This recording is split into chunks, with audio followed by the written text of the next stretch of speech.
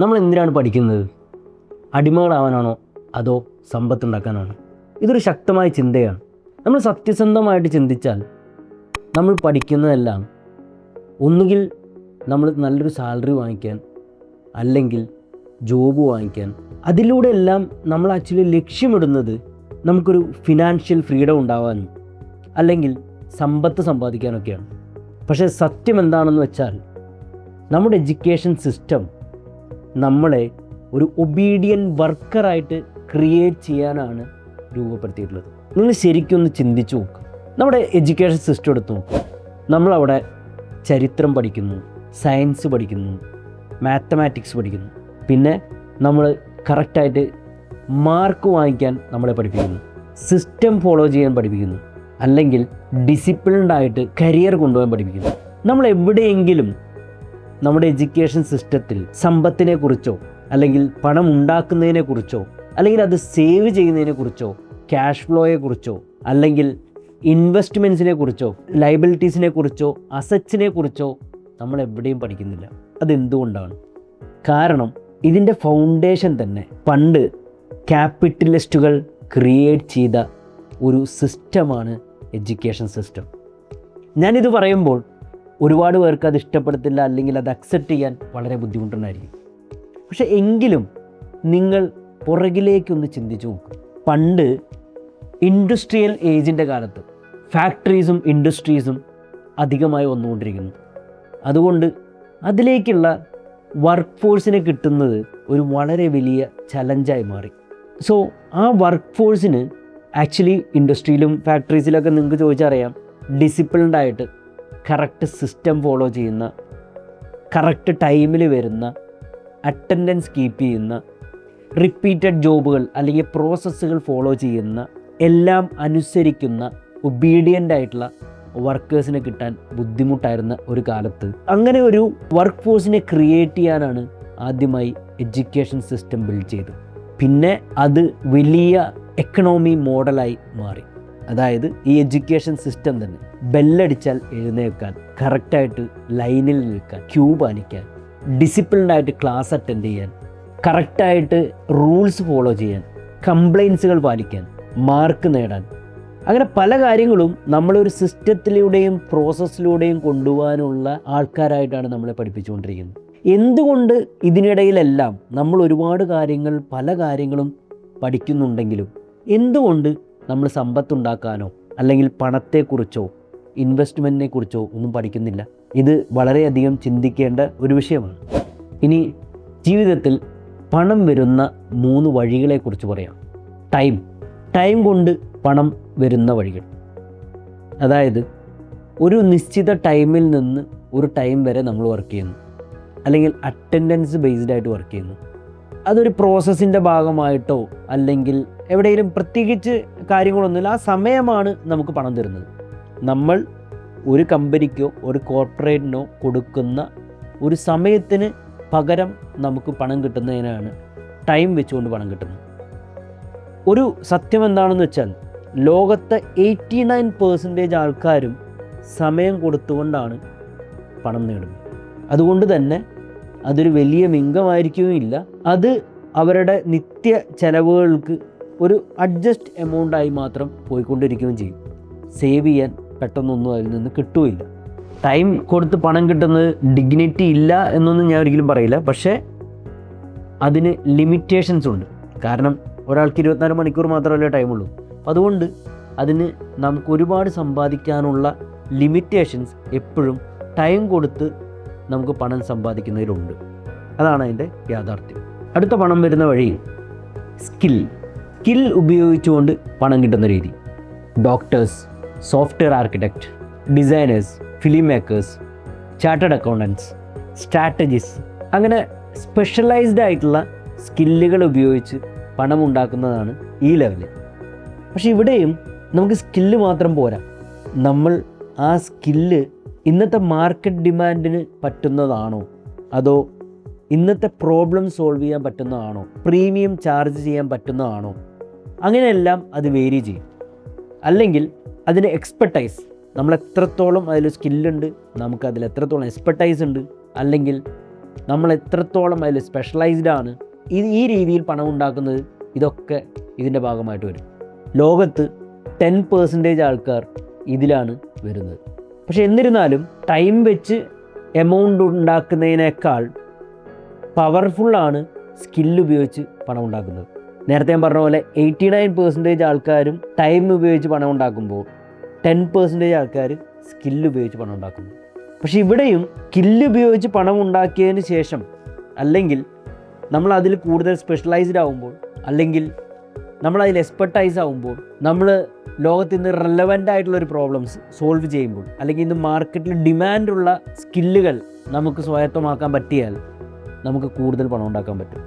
Next level ഇതാണ്, മണി കൊണ്ട് മണി ഉണ്ടാക്കൽ. ഇതാണ് ടോപ്പ് ലെവൽ.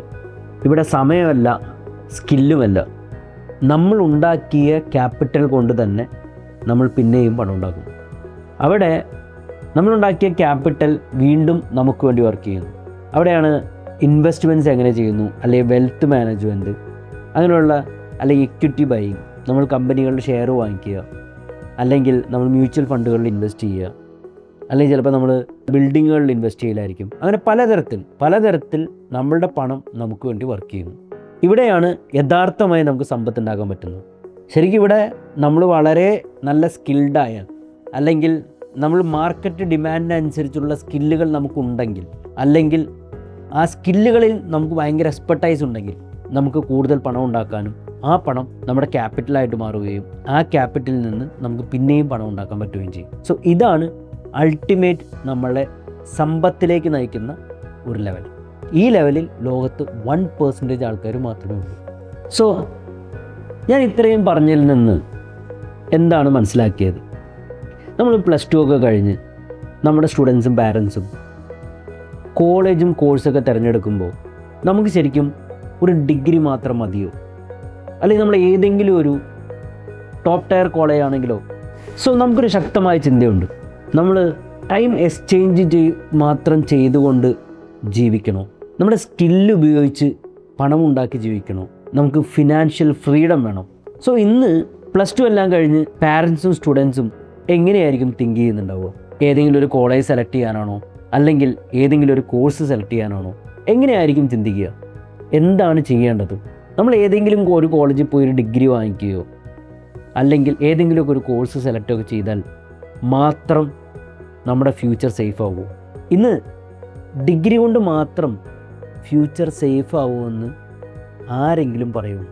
വളരെയധികം ചിന്തിച്ച് തീരുമാനമെടുക്കേണ്ട ഒരു കാര്യമാണ്. കാരണം ഭയങ്കര ഫാസ്റ്റായിട്ട് ചേഞ്ച് ചെയ്യുന്ന വേൾഡിൽ ഒരു ഡിഗ്രി ഏതെങ്കിലും ഒരു കോളേജിൽ മാത്രം പഠിച്ചുകൊണ്ട് നമുക്ക് ജീവിതത്തിൽ ഒന്നും ആവാൻ പറ്റില്ല. അപ്പം ഞാൻ ഇത്രയും നേരത്തെ പറഞ്ഞ ടൈം എക്സ്ചേഞ്ച് ചെയ്തിട്ടാണോ, അല്ലെങ്കിൽ സ്കില്ല് കൊണ്ടാണോ, അല്ലെങ്കിൽ നമ്മളുണ്ടാക്കിയ ക്യാപിറ്റൽ കൊണ്ടാണോ പണം ഉണ്ടാക്കേണ്ടത്? അങ്ങനെയാണെങ്കിൽ നമുക്ക് ഏറ്റവും അധികമായിട്ട് വേണ്ടത് എന്താണ്? നമ്മൾ സ്കില്ലാണ് വേണ്ടത്. ആ സ്കില്ലുകളും സത്യം പറഞ്ഞാൽ ഇന്ന് ഈ AI വേൾഡിലൊക്കെ അത് അടിക്കടി മാറിക്കൊണ്ടിരിക്കുകയാണ്. അപ്പോൾ ഏത് സ്കില്ല് തിരഞ്ഞെടുക്കണം എന്നുള്ളത് ഒരു ക്വസ്റ്റ്യനാണ്. അപ്പോൾ എനിക്ക് എൻ്റെ എക്സ്പീരിയൻസിൽ നിന്ന് +2 കഴിഞ്ഞ് നിൽക്കുന്ന പാരൻസിനോടും സ്റ്റുഡൻസിനോടും പറയാനുള്ളത്, നിങ്ങൾ എവിടെ പഠിച്ചാലും എന്ത് പഠിച്ചാലും അതിൻ്റെ കൂടെ ഓരോ സെമസ്റ്ററിലും ഡിഫറെൻ്റ് ആയിട്ടുള്ള സ്കില്ലുകൾ സ്വന്തമായി ബിൽഡ് ചെയ്യാൻ ശ്രമിക്കണം.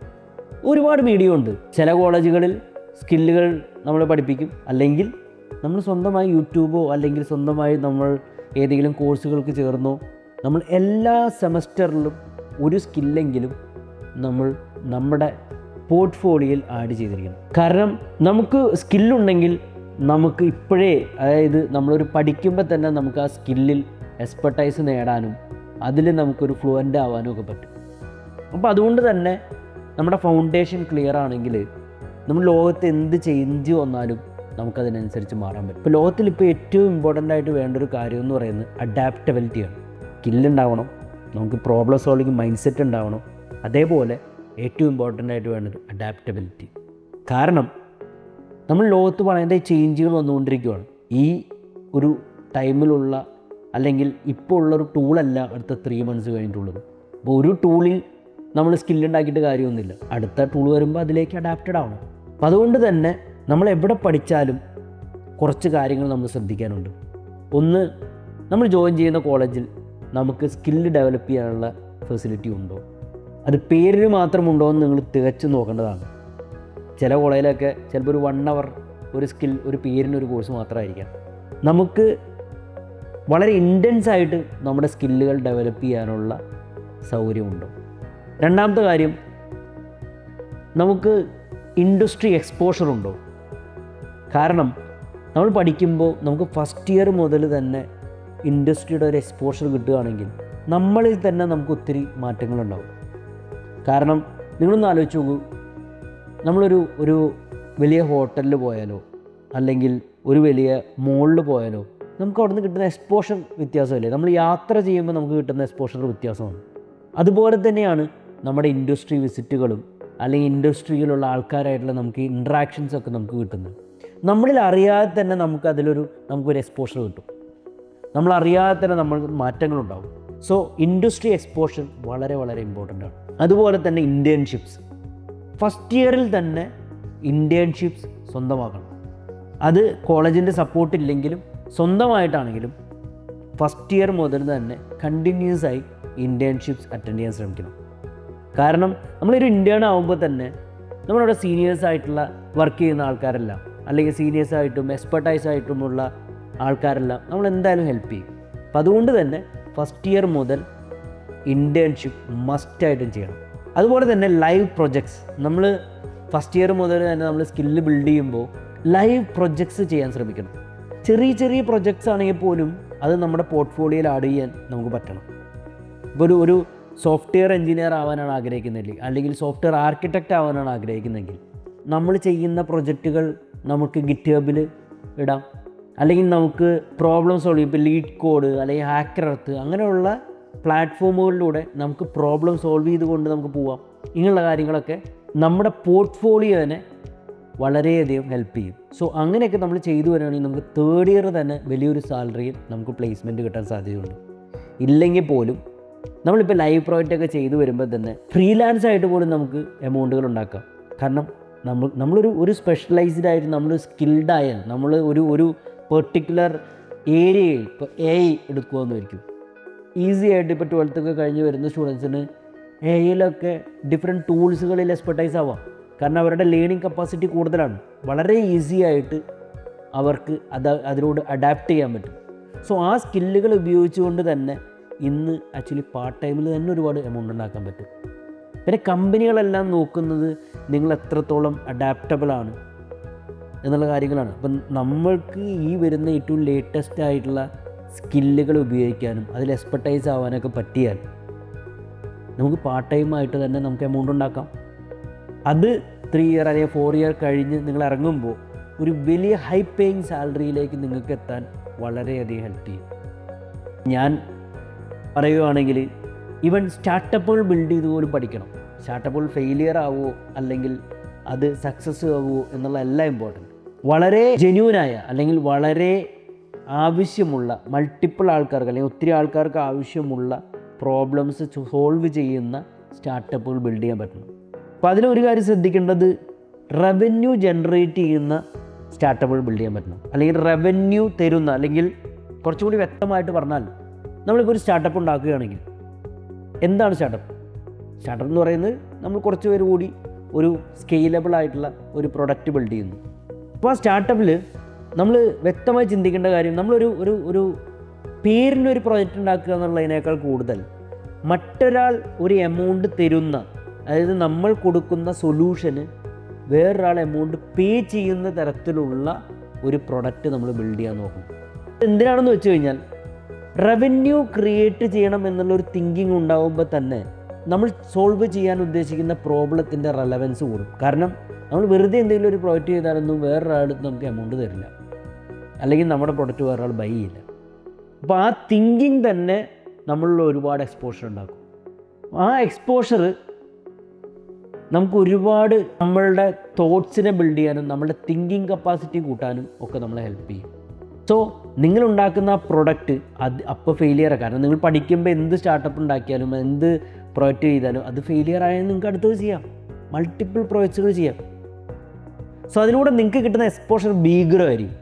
ഒരു കമ്പനികൾ നിങ്ങളുടെ ഇൻ്റർവ്യൂ പോകുമ്പോൾ നിങ്ങൾ ഇത്തരത്തിലുള്ള കുറച്ച് പ്രൊജക്ട്സൊക്കെ ചെയ്യാൻ ശ്രമിച്ചു, അല്ലെങ്കിൽ സ്റ്റാർട്ടപ്പ് ഉണ്ടാക്കാൻ ശ്രമിച്ചു എന്നൊക്കെ പറയുന്നത് നിങ്ങളിലെ ഓൺട്രപ്രണർഷിപ്പ് സ്കില്ല് വളരെയധികം ഇമ്പ്രൂവ് ചെയ്യും, അല്ലെങ്കിൽ നിങ്ങളിലെ ഇൻട്രാപ്രണർ സ്കിൽ വളരെയധികം ഇമ്പ്രൂവ് ചെയ്യും. എപ്പോഴും കമ്പനികൾ നോക്കുന്നത് ഇൻട്രാപ്രണേഴ്സിനെ ഉണ്ടാക്കാൻ വേണ്ടിയിട്ടാണ്. അപ്പോൾ ഒരു ഓൺട്രപ്രണർ ആവുക അല്ലെങ്കിൽ ഒരു സ്റ്റാർട്ടപ്പ് ഉണ്ടാക്കി അതിൽ സക്സസ് ആവുക എന്നുള്ളതിനേക്കാൾ ഉപരി നിങ്ങളൊരു വളരെ എക്സ്പേർട്ടൈസ് ആയ നല്ല സ്കില്ലുള്ള ഒരു പ്രൊഫഷണലായി മാറും. സോ അത് നിങ്ങൾക്ക് ഒരു ഹൈ പേയിങ് സാലറി കിട്ടുന്ന ജോബുകൾ, അല്ലെങ്കിൽ നിങ്ങളെ ഒരു ഹൈ പേയിങ് സാലറി കിട്ടുന്ന ഒരു പ്രൊഫഷണലാക്കി മാറ്റും. പിന്നീടും നിങ്ങൾക്ക് സ്റ്റാർട്ടപ്പ് ബിൽഡ് ചെയ്യാം. അത്യാവശ്യം നിങ്ങൾക്ക് നല്ല സാലറിയിലുള്ള ജോബൊക്കെ കിട്ടി നിങ്ങളതിൽ ഒരുപാട് ക്യാപിറ്റലൊക്കെ ഉണ്ടാക്കിയാൽ നിങ്ങൾക്ക് വെൽത്ത് ഉണ്ടാക്കാം. ഞാൻ നേരത്തെ പറഞ്ഞ പോലെ തന്നെ ആ ക്യാപിറ്റൽ ഉപയോഗിച്ചുകൊണ്ട് മണി മേക്സ് മണി ഫോർമാറ്റിൽ നിങ്ങൾക്ക് വെൽത്ത് ജനറേറ്റ് ചെയ്യാം. അതേപോലെ ഫിനാൻഷ്യൽ ഫ്രീഡം ഉണ്ടാവും, സമ്പന്നാവാൻ പറ്റും. പിന്നീട് നിങ്ങൾക്ക് സ്റ്റാർട്ടപ്പുകൾ ഉണ്ടാക്കണമെങ്കിലും ഉണ്ടാക്കാം. സോ ഇതാണ് ഇതിൻ്റെ ഒരു മോഡൽ. അപ്പോൾ ഇതിൽ ഏറ്റവും ഇമ്പോർട്ടൻ്റ് ആയിട്ടുള്ള കാര്യം എന്താ? നമ്മൾ പഠിക്കുമ്പോൾ തന്നെ സ്കില്ലുണ്ടാക്കുക എന്നുള്ളതാണ്, അല്ലെങ്കിൽ സ്കിൽ ഓറിയൻറ്റഡ് ആയിട്ട് പഠിക്കുക എന്നുള്ളതാണ് അതിലെ ഏറ്റവും ഇമ്പോർട്ടൻ്റ് ആയിട്ടുള്ള കാര്യം. പിന്നെ ഇൻഡസ്ട്രി എക്സ്പോഷർ നേടും. അവസാനമായി ഒരു കാര്യം, നിങ്ങൾ ജീവിതത്തിൽ എന്താണ് വേണ്ടത്? ഫിനാൻഷ്യൽ ഫ്രീഡമാണോ? ഹൈ ഇൻകം ക്രിയേറ്റ് ചെയ്യലാണോ? വെൽത്ത് ഉണ്ടാക്കലാണോ? എല്ലാത്തിനും ആദ്യമായി ചെയ്യേണ്ടത് സ്കിൽ അക്വയർ ചെയ്യുക എന്നുള്ളതാണ്. ഇൻഡസ്ട്രി എക്സ്പോഷർ നേടുക. റിയൽ വേൾഡ് പ്രോബ്ലംസായിട്ടും അല്ലെങ്കിൽ റിയൽ വേൾഡ് ഓപ്പർച്യൂണിറ്റീസുമായിട്ട് കണക്റ്റ് ചെയ്യുക. അത് റിയൽ വേൾഡ് പ്രൊജക്ട്സ് എല്ലാം ചെയ്യുമ്പോൾ നമുക്ക് ഓട്ടോമാറ്റിക്കായിട്ട് കിട്ടും. സോ ഇതിൽ ഏറ്റവും ഇമ്പോർട്ടൻ്റ് ആയിട്ടുള്ള കാര്യം സ്കിൽ അക്വയർ ചെയ്യുക, അതിൽ എക്സ്പെർട്ടൈസ് നേടുക, അതിൽ നിന്ന് പണം സമ്പാദിക്കുക, അതിൽ നിന്ന് വെൽത്ത് ഉണ്ടാക്കുക. ആ ഉണ്ടാക്കിയ ക്യാപിറ്റൽ വെച്ചിട്ട് മണി മേക്സ് മണി എന്നുള്ള മോഡൽ ചെയ്തുകൊണ്ട് ഫിനാൻഷ്യൽ ഫ്രീഡം നേടുക, അല്ലെങ്കിൽ സമ്പന്നനാവുക. Thank you.